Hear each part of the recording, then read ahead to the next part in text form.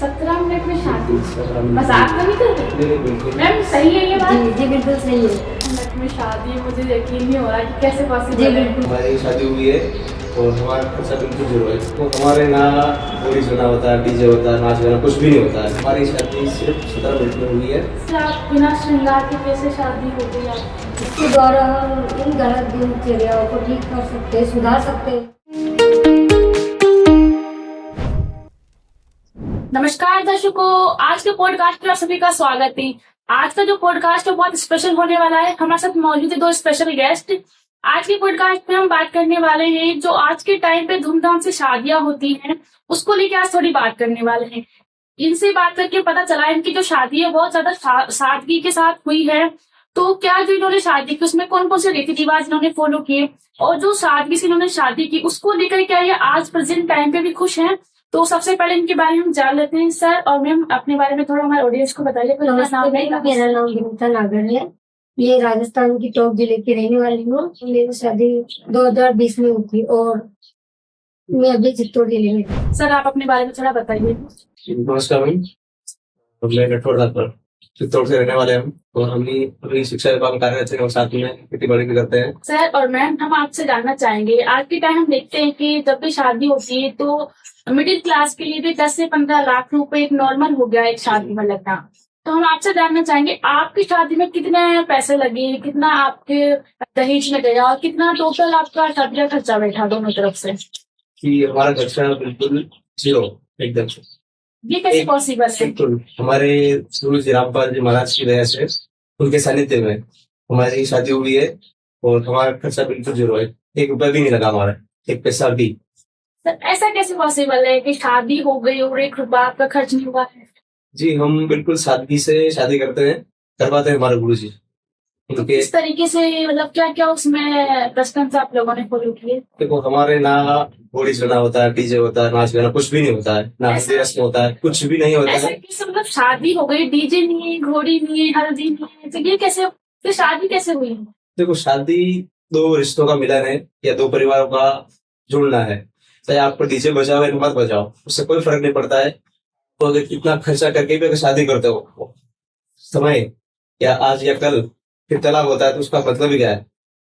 जो अपना खर्चा है क्या वो बिल्कुल वेस्ट हो गया। इससे अच्छा है कि कम खर्चे में शादी करोगे तो बढ़िया रहेगा। अगर वही पैसा हम एजुकेशन में लगाएंगे, बच्चों की शिक्षा में लगाएंगे तो हमारा समाज, हमारा परिवार आगे बढ़ेगा। नहीं, आपका पॉइंट बहुत अच्छा है कि आप लोगों की सोच भी बहुत अच्छी है और आपके जो गुरुजी है उनके बारे में जान के अच्छा लगा कि वो एक ऐसे तरीके से शादी करा रहे हैं जिसमें कोई पैसा खर्च नहीं हो रहा। लेकिन कहीं ना कहीं जैसे आप एक लड़के हो और आपका भी मन हुआ होगा कि मुझे भी घोड़ी पे बैठना है, तोरण मारना हुआ, डांस करना हुआ। अब बहुत सारे ऐसे होते हैं और लड़कों के तो शौक भी बहुत होते हैं शादी को लेके। क्या आपके जो फ्रेंड सर्किल है उन्होंने कभी कुछ नहीं कहा इस तरीके से आप लोगों ने शादी की? तो देखो वो तो कहते ही है, ऐसी बात नहीं है। बट जो हम शादी जो रीति रिवाज चल रहे हैं वो देखा देख में हो रहा है। एक ने कर लिया फिर उसके देखा देख दूसरा परंपरा बन जाती है के बाद एक। बाकी कोई मतलब नहीं, हमारे शास्त्र के अनुसार बिल्कुल गलत है वो चीजें। बाकी वो हमने ऐसे बना लिए मन गढ़ंत करके, बाकी उनका कोई औचित्य नहीं है। अच्छा सर, हम आपसे जानना चाहेंगे इन शॉर्ट, अगर हम जानना चाहेंगे कि क्या प्रोसेस रही आपकी शादी की। जैसे हम देखते हैं अगर हिंदू धर्म के अकॉर्डिंग देखा जाए तो हम देखते हैं कि सबसे पहले लड़का लड़की की जन्म कुंडली मिलाई जाती है। तो हम आपसे जानना चाहेंगे क्या आपकी शादी में जन्म कुंडली मिलाई गई? जी बिल्कुल नहीं मिला हमारी शादी में कोई जन्म कुंडली। तो फिर वो ये तो बहुत जरूरी माना जाता है, जब भी हिंदू धर्म में शादी होती है तो उसके पहले जन्म कुंडली तो फ्री मिलाई जाती है। पर ऐसा कुछ भी नहीं है, अगर अपने शास्त्र अकॉर्डिंग तो ऐसा कुछ भी नहीं है। बाकी अगर मिला था, अगर ऐसा कुछ होता तो भगवान श्री राम के अंदर श्री राम और सीता जी गए, उनमें जो 16 के 16 गुण जो भी कुंडली मिलाई थी उसके बावजूद भी सीता हरण और वनवास हुआ था। सर हम आपसे जानना चाहेंगे इन शॉर्ट कि आपकी जो शादी हुई उस पर कौन कौन से रीति रिवाज आप लोगों ने फॉलो किए, किस तरीके से पूरी प्रोसेस हुई, कितने दिनों में आपकी शादी से? हम देखते हैं जब भी शादी होती है तो लगातार 2 से 3 दिन तक कार्यक्रम चलता है, हल्दी का, मेहंदी का, फिर लगन, जो भी मतलब पूरी प्रोसेस होती है, फिर उसके बाद फेरे वगैरह होते हैं। तो आपकी शादी कितने दिनों का कार्यक्रम रखे गए उसके मतलब हमारी शादी सिर्फ 17 मिनट में हुई है। 17 मिनट में शादी? 17 मिनट। मजाक तो नहीं कर रहे? नहीं, बिल्कुल मैम सही है ये बात? जी जी बिल्कुल सही है। और उसमें सभी देवी देवताओं का आह्वान हुआ है। जो 17 मिनट में हमारी गुरु जी की आरती होती है, असुर निकंदन में जिसका नाम है, उसमें हमारी शादी हुई थी। उसमें सभी देवी देवताओं का आह्वान होता है, उनकी स्तुति होती है, बुलाया जाता है एक तरीके से, तो उनका आशीर्वाद मिलता है उसमें। शंकर से सर्वधर्मा विष्णु नारद सारद जाऊर रसनम गौर और गणेश गुसाई कारज सकल सिद्ध हो जाई ब्रह्मा विष्णु और शंभु से तीनों देव हमेशा सावतरी और लक्ष्मी गौरा तिव देवा सिर कर है चोरा पांच तत्व आरंभन की ना तीन गुण मद साका जीना सतपुरुष से ओंकारा अवगत रूप रचे गए नारा। मैम थोड़ा आपसे भी जानना चाहेंगे किस तरीके से आपकी जो शादी है उसमें किस तरीके से पूरी प्रोसेस हुई? जी मैम, हमारी शादी ओनली 17 मिनट में हुई है। 17 मिनट में शादी, मुझे यकीन नहीं हो रहा कि कैसे जी पॉसिबल है। बिल्कुल पॉसिबल है, 17 मिनट में शादी हुई है। उसमें सभी देवी देवताओं का स्मरण किया गया है और परमात्मा के आदेश अनुसार कैसे आपकी शादी हुई? 17 मिनट में उसमें रमेनी हुई है। उसको हम शादी को रमेनी के नाम से जानते हैं और सभी देवी देवता का स्मरण हुआ है। इसके बाद परमात्मा के आदेश अनुसार हम इसमें शुद्ध घी का ज्योति करते हैं और मतलब जैसे नॉर्मल शादी में हम देखते हैं हवन कुंड होता है, जी तो बिल्कुल उसकी नहीं। जगह आपके जी लिए हाँ, ज्योति जलाई ज्योति जाती है। जलाई जाती है। जैसे हवन कुंड होता है उसमें तो हमें धुआं प्रदूषण वगैरह होता है और जैसे लकड़ी गोबर के कंडे होते हैं उसमें से हम सूक्ष्म जीव भी होते हैं जो हम देख नहीं पाते और उन पवित्र रिश्ते को उस सूक्ष्म जीव की हत्या करके ही जोड़ा जाता है। ये एक बहुत ही ऐसा पॉइंट है जहाँ हम नॉर्मली सोच नहीं पाते हैं, जहाँ आप लोगों ने इसको सोचा है। जी बिल्कुल। एक लड़की है, मैं भी एक लड़की हूँ, और एक लड़की के मन में बहुत सारे एक सपने होते हैं। जब भी उसकी शादी होती है, जो फ्रेंड सर्किल होता है उनमें भी रहता है शादी को लेके कि शादी में ये करेंगे, इतनी हल्दी की ड्रेस ये होगी, मेहंदी की होगी और लहंगा होगा, और श्रृंगार को लेके बहुत ज्यादा रहता है।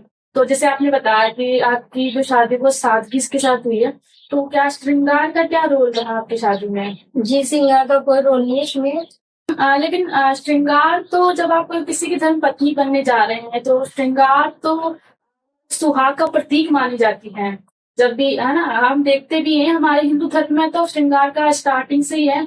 तो फिर आप एक हिंदू धर्म में होने के बावजूद आपने कोई श्रृंगार नहीं किया? जी बिल्कुल नहीं, कोई श्रृंगार नहीं किया। श्रृंगार तो ये ओनली दिखावा है, बाहरी आडंबर है, वो तो सिर्फ दिखावे के रूप में करते हैं। जैसे ये तो अपनी परंपरा बना थी पहले के लोगों ने, उस हिसाब से चला रहा है। मुझे श्रृंगार का कोई रोल नहीं है।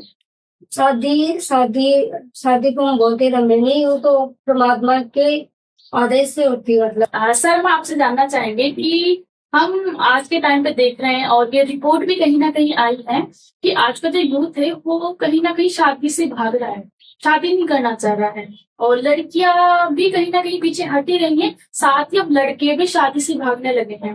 तो उसके पीछे के क्या कारण हो सकते हैं?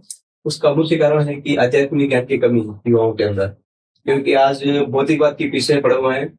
और इसीलिए फिर आध्यात्मिक ज्ञान की कमी होगी तो बिल्कुल विकार भी आएंगे, सब कुछ आएंगे। इसलिए और दूसरा कारण ये होता है कि सरकारी नौकरी के पीछे भागना, क्योंकि सरकारी नौकरी इसलिए क्योंकि दहेज मुख्य कारण वही है, क्योंकि अगर शादी करनी पड़ेगी वापस दहेज भी, इसीलिए इस चक्कर में सब कुछ ये चक्कर चल रहा है। इसी भंवर के अंदर सब घूम रहे हैं और डूब रहे हैं, और इसी कारण युवा शादी से भागने लगा। मैम हम आपसे भी जानना चाहेंगे, आपको क्या लगता है इसके पीछे क्या कारण है कि आज का यूथ शादी से पीछे भाग रहा है? इसके कई रीजन है। जैसे आजकल के युवा लोग हैं जो गलत तरीके से अपनी दिनचर्या चलाते हैं, जिसके कारण उनके दैनिक जीवन पर कई बुरा प्रभाव पड़ रहा है। ये सच में आपने बहुत ही इम्पोर्टेंट पॉइंट बताया कि आज का जो युवा है उसकी जो दिनचर्या है वो बहुत ही बिगड़ी हुई है। ना कोई डिसिप्लिन है, ना कोई आध्यात्मिक जागरूकता है। जैसे पहले के टाइम हम देखते थे कि लोग कहीं ना कहीं सत्संग इन चीजों से जुड़े हुए होते थे। आज का यूथ हम देख रहे हैं कि वो इन चीजों से दूर भाग रहा है। उसे मूवीज देखनी है, गाने सुनने हैं। तो कहीं ना कहीं की कारण है। और जैसे आपने उन्हें बताया कि आप लोग भी जो भी आज के टाइम आप खुद भी एक यूथ हैं और आप लोगों ने इतने सिंपल तरीके से जो शादी की है, तो सच में कहीं ना कहीं हमारे एक समाज को, हमारे यूथ के लिए एक मैसेज भी है कि बिल्कुल सिंपल तरीके से शादी भी की जा सकती है, जो कि ये समाज में कहीं ना कहीं एक बहुत ही अच्छा मैसेज जा रहा है। और इसके अलावा हम थोड़ा और आपके बारे में और आपके गुरुजी के बारे में जानना चाहेंगे कि और क्या क्या कार्यक्रम, जैसे आप ये बुक लेके आए थे इसके बारे में थोड़ा बताइए हमें। इसके द्वारा हम इन गलत दिनचर्याओं को ठीक कर सकते हैं, सुधार सकते हैं, हम इनमें सुधार ला सकते हैं।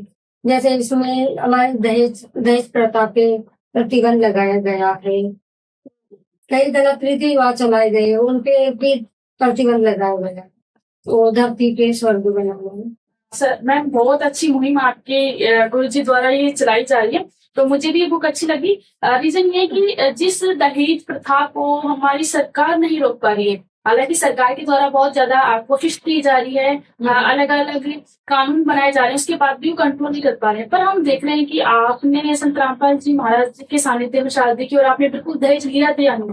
तो क्या और भी ऐसे फॉलोवर्स हैं जिन्होंने शादी की है और जिन्होंने बिल्कुल भी दहेज नहीं लिया? जी हाँ, ऐसे कई लाखों फॉलोअर्स थे जिन्होंने दहेज नहीं लिया और बिना दहेज की शादी की। तो मैम सर, आपका बहुत बहुत धन्यवाद हमारे साथ आज जुड़ने के लिए, and thank you so much.